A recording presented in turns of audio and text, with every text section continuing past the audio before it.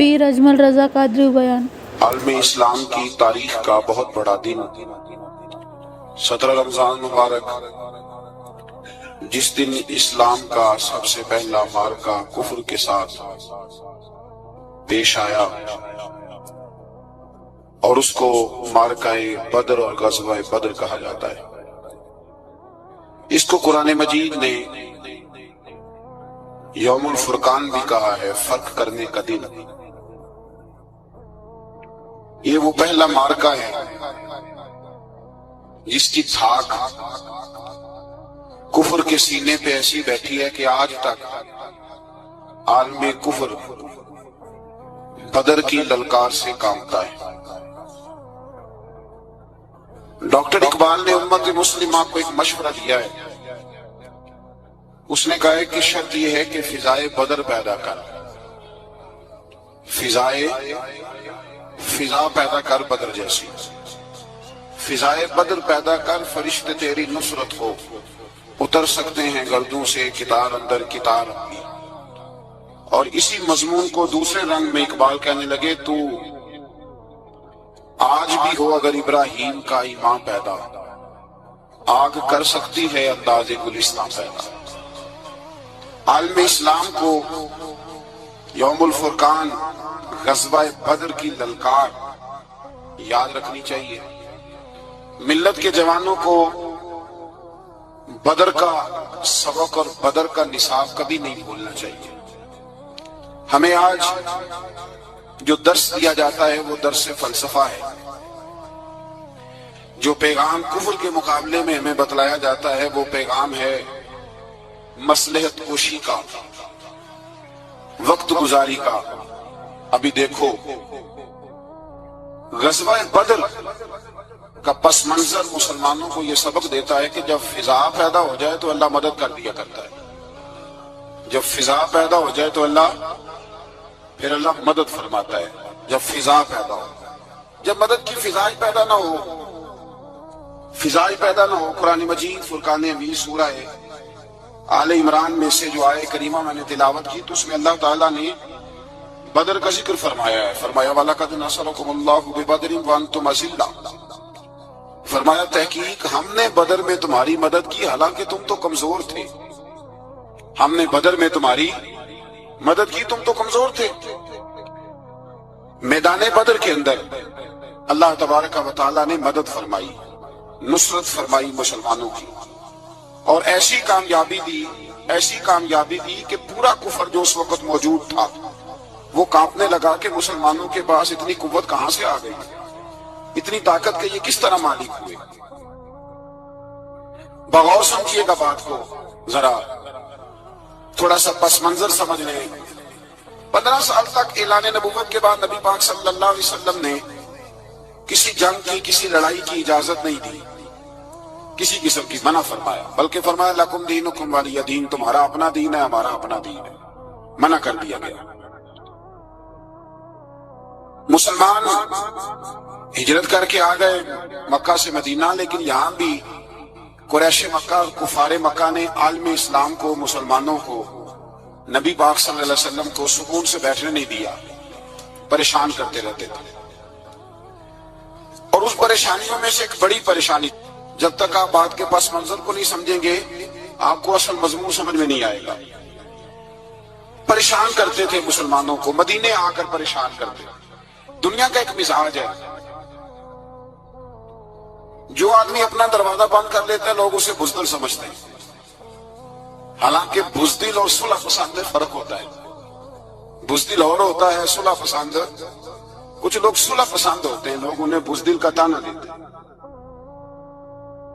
تو جو آدمی دروازہ بند کر لیتا ہے نا، یا تھوڑا سا احتیاط کرتا ہے تو لوگ سمجھتے ہیں کہ یہ بزدل ہے، کمزور ہے، میں نے ڈانٹا ہے تو بھاگ گیا ہے، حالانکہ ایسا نہیں ہوتا، وہ شخص صلح پسند ہوتا ہے۔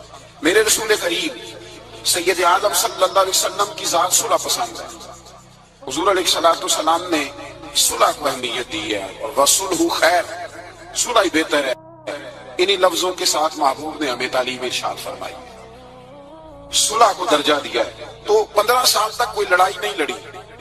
اب انہوں نے سمجھا شاید مسلمان بزدل ہے، یہ تو تلوار ہی نہیں اٹھاتے، یہ تو شاید جانتے ہی نہیں اس فن کو، ان کو تو خبر ہی نہیں۔ یہ کیا کرتے کہ مسلمانوں کو مدینے آ کے تنگ کرتے، گھر تک آ جاتے۔ مکے کے قریش مدینے کے قریب آ کے مسلمانوں کو لوٹ کے لے جاتے۔ کئی دفعہ ایسا ہوا کہ انہوں نے آ کر کے یہاں سے بکریاں، اونٹ اور کئی چیزیں چوری کر کے لے گئے۔ تو مسلمان پریشان رہنے لگے۔ اللہ پاک نے طاقت دے دی، قوت دے دی مسلمانوں کو۔ حضرت عمر فاروق جیسے لوگ کلمہ پڑھ گئے، حضرت امیر حمزہ جیسے لوگ آ گئے، حضرت ابو عبیدہ بن جراح جیسے لوگ آ گئے، حضرت سیدنا سعد بن ابی وقاص جیسے دلیر اللہ نے عالم اسلام کو عطا فرمائے۔ قوت آ گئی۔ حربد المومنین علی القتال، محبوب اب تیار کرے مومنوں کو لڑائی کے لیے۔ ایک قافلہ آ رہا تھا، ابو سفیان مال لے کے ایک سفر پہ نکلا ہوا تھا، اس میں قریش کے سارے لوگوں کا مال تھا۔ اس زمانے میں بھی پارٹنر بن کے کاروبار ہوتا تھا، سارے مکے والے ایک بندے کو مال دے کے بھیج دیتے تھے، میرا بھی بیچ آنا، میرا بھی بیچ آنا۔ اور سال کے بعد ایک ہی جاتا تھا، سارے جا کے۔ عرب کے جاہل معاشرے کے اندر بھی دھوکہ کرنا اور جھوٹ بولنا عیب سمجھا جاتا تھا۔ لوگ کسی کے پیسے پر نظر نہیں رکھتے۔ یہاں معاذ اللہ لوگ کلمہ پڑھ کے اس بات کا خیال نہیں رکھتے کہ مال کس کا ہے اور ہم کس طرح سے اسے استعمال کرنا ہے۔ تو ابو سفیان سب کا مال لے کے نکلے۔ جب یہ مدینے کے واپس آ رہے تھے نا، شام سے ہجرت کر کے مدینے کے پاس سے گزرنے لگے، تو اللہ کے رسول سید عالم علیہ السلام نے مسلمانوں سے کہا کہ چلو ہم بھی ان کا ایک قافلہ روک لیں، انہیں احساس دلائیں کہ تم ہمارے ساتھ زیادتی کرتے ہو تو بازو میں ہمارے بھی قوت ہے۔ اس ارادے کے ساتھ حضور نکلے۔ ابو سفیان بڑے تیز آدمی تھے، کسی نے خبر کر دی کہ وہ تو آ رہے ہیں تیرا قافلہ روکنے کے لیے۔ اب حضور سید عالم جب چلے مدینہ منورہ سے تو 313 لوگ حضور کے ساتھ تھے۔ کتنے جی؟ بولیے 313۔ تحقیق یہ ہے کہ 312 تھے، حضرت عثمان غنی کو شامل کیا گیا بدریوں میں، لیکن حضور انہیں چھوڑ گئے تھے، اس لیے کہ ان کی زوجہ اور نبی پاک کی پیاری صاحبزادی بڑی علیگ تھی، فرمایا تو میری بیٹی کے لیے رہ جاؤ۔ تو 313 لوگ حضور لے کے نکلے، 6 زرہیں، 8 تلواریں، چند گھوڑے۔ خود رسول پاک صلی اللہ علیہ وسلم جس گھوڑے پہ تھے، گھوڑا ایک تھا، سواریاں 3 تھی۔ حضرت مولا علی بھی تھے، جناب زید بھی تھے، نبی پاک بھی تھے۔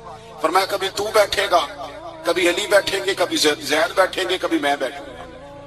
جب حضور کی پیدل چلنے کی باری آتی تو حضرت زید عرض کرتے حضور نہیں آپ بیٹھ جائیں، میں پیدل چلتا ہوں۔ حضرت علی کہتے حضور آپ بیٹھ جائیں، میں پیدل چلتا ہوں۔ تو حضور فرماتے تمہیں ثواب کی زیادہ ضرورت ہے، مجھے بھی تو ضرورت ہے نا۔ تو رسول کائنات سید عالم صلی اللہ علیہ وسلم بھی پیدل چلتے، یہ تھوڑا سا سامان لے کے نکلے۔ ابو سفیان کو اطلاع ہو گئی کہ وہ تو آ رہے ہیں۔ ابو سفیان نے ایک آدمی کو دوڑایا۔ اس زمانے میں جب کوئی بری خبر دینی ہوتی تھی تو وہ آدمی اپنے کان میں سوراخ کرتا تھا، لہو نکال لیتا تھا۔ وہ جس آدمی کو بھیجا اس نے اپنے کانوں سے لہو نکالا، اپنے اونٹ کے کان کاٹ ڈالے، چیخے مارنے لگا، مکے والوں دوڑو، مسلمانوں نے تمہارا قافلہ لوٹ لیا ہے، بھاگو۔ اب وہ تو پہلے دلیر تھے کہ یہ ہم سے چھپتے پھرتے ہیں شاید معاذ اللہ۔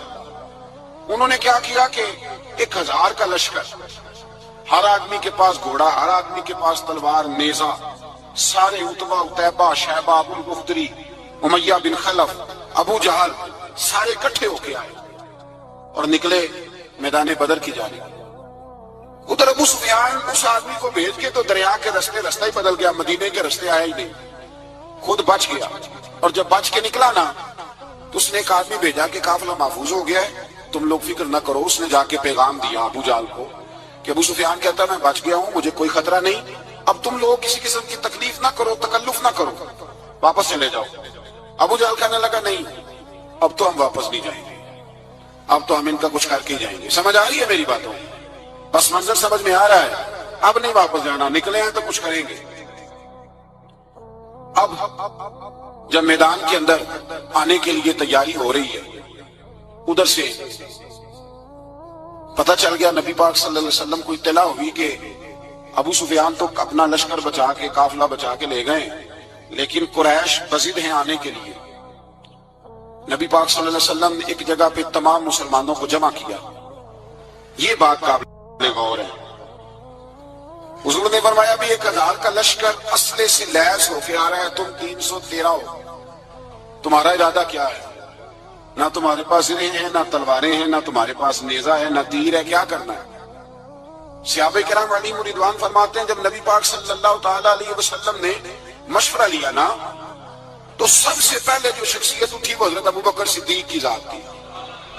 جناب صدیق اکبر اٹھے عرض کرنے لگے محبوبہ بات ہی کوئی نہیں، آپ حکم کریں، ہم تو بڑی دیر سے تیار بیٹھے۔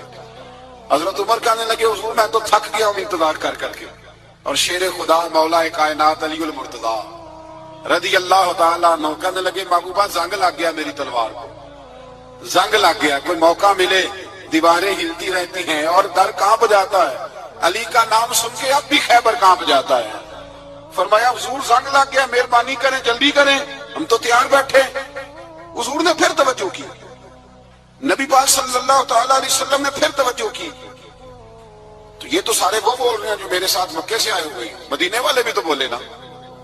تو مدینے والوں میں سے حضرت مقداد اٹھے، حضرت مقداد رضی اللہ تعالیٰ عنہ، اور اٹھ کے عرض کرنے لگے یا رسول اللہ آپ کا اشارہ ہماری جانب ہے؟ حضور نے فرمایا ہاں تمہاری جانب ہے۔ تو کیا خوبصورت جواب ہے، اور کیا انداز تکلم ہے، اور کیا گفتگو میں حسن ہے، اور کیا پس منظر ہے، اور کیا دلیل ہے، اور کیا تاریخ کا مطالعہ ہے۔ حضرت مقداد کہنے لگے یا رسول اللہ ہم کوئی حضرت موسیٰ علیہ السلام کی قوم نہیں کہ آپ سے کہیں گے آپ لڑے یا آپ کا خدا لڑے۔ یا رسول اللہ ہم خشکیوں میں بھی لڑیں گے، دریاؤں میں بھی لڑیں گے، ہم خشکیوں دشت تو دشت ہیں، صحرا بھی نہ چھوڑے ہم نے، اور بحر ظلمات میں دوڑا دیے گھوڑے ہم نے۔ کہا حضور ہم وہ نہیں ہیں کہ جو آپ سے کہیں گے آپ لڑے اور آپ کا خدا لڑے، ہم تو تیار ہیں، آپ جلدی کریں۔ پھر حضرت سعد اٹھے، سعد بن عبادہ رضی اللہ تعالیٰ عنہ اٹھے اور کیا خوبصورت عرض کیا، کہا یا رسول اللہ کس سے لڑنا ہے؟ حضور بولیے ذرا یا رسول اللہ۔ حضور نے فرمایا قریش مکہ سے۔ تو صحابی کا وجد دیکھیے گا، انداز دیکھیے گا، کہنے لگے حضور سنا ہے جن نظر نہیں آتے، دیو نظر نہیں آتے، سنا ہے دکھائی نہیں دیتے، محبوبہ حکم کرے میں تو جنوں سے بھی لڑنے کے لیے تیار ہوں، میں تو ان دیکھی جگہوں پہ تلواریں چلا جاؤں گا، نبی کا حکم ہو تو کود جائیں ہم سمندر میں جہاں کو محو کر دے نعرہ اللہ اکبر میں۔ یا رسول اللہ حکم کرے کس سے لڑنا ہے؟ میرے نبی پاک خوش ہو گئے، حضور خوش ہوئے، چہرے پہ مسکراہٹ دوڑی، فرمایا تم پر کوئی غلبہ پا ہی نہیں سکتا۔ فرمایا چلو اٹھو چلیں، نہ تلواریں ہیں، نہ گھوڑے ہیں، نہ کوئی شے ہے، نہ پاس اسلحہ ہے، نہ کوئی بظاہر طاقت ہے۔ حضور اٹھے تو ایک ننھا مجاہد، ننھا مجاہد حضرت سعد بن ابی وقاص کے چھوٹے بھائی عمیر بن ابی وقاص، قد چھوٹا۔ حضور نے فرمایا سعد چلے عمیر رہ جائے، سعد چلے اور عمیر یہ چھوٹے۔ حضرت سعد کہتے ہیں میری عمر ابھی اس وقت تھوڑی تھی، میں 16-17 سال کا جوان تھا، تو بھائی اس سے بھی چھوٹے تھے، فرمایا تو رہ جا۔ اللہ اکبر۔ تو کہتے ہیں دیکھو عمر دیکھو، اور منانے کا انداز کیا ہے، جا رہے ہیں جہاد کے لیے، تو بچہ رو نہیں پڑتا گھر میں۔ حضرت عمیر رونے لگے، کہنے لگے نہیں نہیں میں نے بھی جانا ہے۔ رونا کہاں جانا ہے بھائی؟ کوئی کھیلنے جا رہے ہیں، کوئی کھیلنے جا رہے ہیں، سیر کو جا رہے ہیں، کوئی جو ہے وہ کسی تفریح کے لیے نکل رہے ہیں، نہیں میں نے بھی جانا ہے۔ حضور نے فرمایا بیٹے تلواروں کی چھاؤں میں جا رہے ہیں، وہاں گرجدار آوازیں ہوں گی، وہاں سینے کٹیں گے، گردنوں پہ ضرب لگے گی۔ حضرت عمیر بن ابی وقاص نے نا اپنی ایڑیاں اٹھا لی، پنجوں کے بل کھڑے ہو گئے، کہنے لگے سونیا میں گردن کٹانے کو تیار ہوں۔ تو حضور نے فرمایا تیرا بڑا بھائی چلا جو ہے۔ حضرت عمیر کہنے لگے حضور قد میں بڑا ہے طاقت میں نہیں بڑا، قد میں بڑا ہے طاقت میں، کہا یہ قد میں بڑا ہے، جسامت میں بڑا ہے، طاقت میں نہیں بڑا۔ حضور نے فرمایا کیسے پتا چلے گا؟ کہا حضور کشتی کرا لیں، کشتی کرا لیں۔ چشم فلک نے عجیب نظارے دیکھے، محبوبہ کشتی کرا لیں۔ حضور نے فرمایا کرو کشتی، کرا لیتے، کرو کشتی۔ کشتی شروع ہوئی، سبحان اللہ کیسی عجیب اور منفرد کشتی ہے۔ حضرت سعد بن ابی وقاص رضی اللہ تعالیٰ عنہ کہتے ہیں میرا بھائی پہلوان کشتی سے پہلے گلے ملتے ہیں نا، تو کہتے ہیں گلے ملنے آئے تو حضرت عمیر میرے کان میں کہنے لگے تیرا تو نمبر لگ ہی گیا ہے، اور محبوب جسے قبول کر لے پھر اسے درگزر اسے رد نہیں کرتے، تیرا تو لگ گیا ہے، تو یار چل تھوڑی دیر کے لیے گر جا بھائی، جو ہوا چل تھوڑی دیر کے لیے گر جا، میں بھی سلیکٹ ہو جاؤں گا، تیرا کیا بگڑے گا، قربان جائیں۔ امام زرقانی کہتے ہیں نبی پاک کی آنکھوں میں آنسو آ گئے، حضور نے بات سنی تو رو پڑے، فرمایا ہم پر بھی کوئی غلبہ پا سکتا ہے جس قوم کے 14 سال کے بچے لڑنے کو تیار ہوں انہیں کوئی گرا سکتا ہے؟ تو فضائے بدر پیدا کر، فرشتے تیری نصرت کو اتر سکتے ہیں گردوں سے، کتار اندر کتار۔ اب بھی تھوڑی دیر کے لیے بھائی آپس میں لڑے، گتھم گتھا ہوئے، پھر بڑا گر گیا، چھوٹا پشت سینے پہ سوار ہو گیا۔ میرے رسول پاک نے فرمایا چلو بھائی تمہارا دونوں کا جانا ہی مقبول ہو گیا ہے۔ چلو یہ انداز تھا۔ نہتے 313 بشر شوق شہادت میں، نہتے اس کو کہتے ہیں جس کے پاس اسلحہ نہ ہو۔ نہتے 313 بشر شوق شہادت میں نکل آئے تھے میدان میں محمد کی قیادت میں، نہ تیغ و تیر پہ تکیا، نہ خنجر پر نہ بھالے پر، بھروسہ ہے تو ایک سادی سی کالی کملی والے پر، بھروسہ ہے تو ایک سادی سی کالی، زیادہ مہنگی بھی نہیں، سادی سی کالی کملی والے پر، بھروسہ ہے تو ایک سادی سی کالی کملی والے پر۔ میرے مصطفیٰ کریم علیہ السلام کا لشکر میدان کی جانب، ادھر کفار جوش و خروش سے طے پایا رستے میں۔ ابو جہل نے کہا کہ روز ایک سردار اونٹ ذبح کرے گا، گانے گانے والی عورتیں گانے گائیں گی، بدر کی فضا دیکھ لیں، گانے والی گانے گائیں گی، روز ایک اونٹ ذبح ہوگا، شراب کے دور چلیں گے معاذ اللہ، اور مسلمانوں کے خلاف جوش پیدا کیا جائے گا۔ ادھر کھانے کے لیے شے کوئی نہیں، کوئی طاقت نہیں، تو یہاں کیا ہوگا؟ میرے حبیب نے فرمایا راتوں کو سجدے کریں گے، دن کو اٹھ کے اللہ اکبر کے نعرے لگائیں گے۔ یہاں عبادتیں ہیں، ریاضتیں۔ میرے رسول کریم سید عالم صلی اللہ تعالی علیہ وآلہ وسلم سے پہلے کفار پہنچ گئے، انہوں نے پہنچ کر بدر کے میدان میں قبضہ کیا، جہاں کنویں تھے سب پہ قبضہ کر لیا، جو زمین خشک تھی ریتلی تھی وہ چھوڑ دی، اور جو زمین ہموار تھی اس پہ قبضہ کر لیا۔ جب نبی پاک صلی اللہ علیہ وسلم تشریف لے کر کے گئے تو ریتلی زمین تپتی ہوئے صحرا، 17 رمضان کا دن، صحابہ نے روزے رکھے ہوئے، روزے رکھے ہوئے صحابہ نے کیا کیا ہوا ہے؟ کیا کرنے گئے؟ پکی گل لے تو یہ بولے تھوڑے ہو نا، میں کہ شاید کچھ حق ہوئے، کیا کرنے گئے تھے؟ روزہ رکھ کے۔ اللہ خیر ہی کرے، ہمارے ہاں تو روز نیا بہانا آتا ہے، کہتے میں کام تے جانا، میرا تو نہیں نہ بنتا، روز نیا بہانا ہے، کہتے نہیں میں تو مزدور آدمی ہوں۔ کس طرح کی بات کرتے ہو؟ اللہ نے فرض کیا ہے تو اس کا مطلب ہے کہ گزارا ہو سکتا ہے، چل سکتا ہے، تبھی تو فرض کیا ہے۔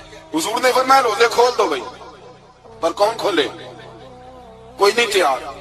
اب اللہ کے رسول نے خود گھوڑے کے اوپر بیٹھ کر کھجور کھائی دوپہر کے وقت، جب حضور نے کھولا تو تب سب نے کھولا۔ 17 رمضان نبی پاک صلی اللہ علیہ وسلم کے آنے سے پہلے انہوں نے کنووں پہ بھی قبضہ کر لیا، ہموار زمین، حضور آئے تو ریتلی زمین ملی، وہی صحابہ نے ڈیرے لگائے۔ اب پانی کوئی نہیں، کوئی شے نہیں، تپتا ہوا صحرا، اوپر سے سورج گرمی برسا رہا ہے۔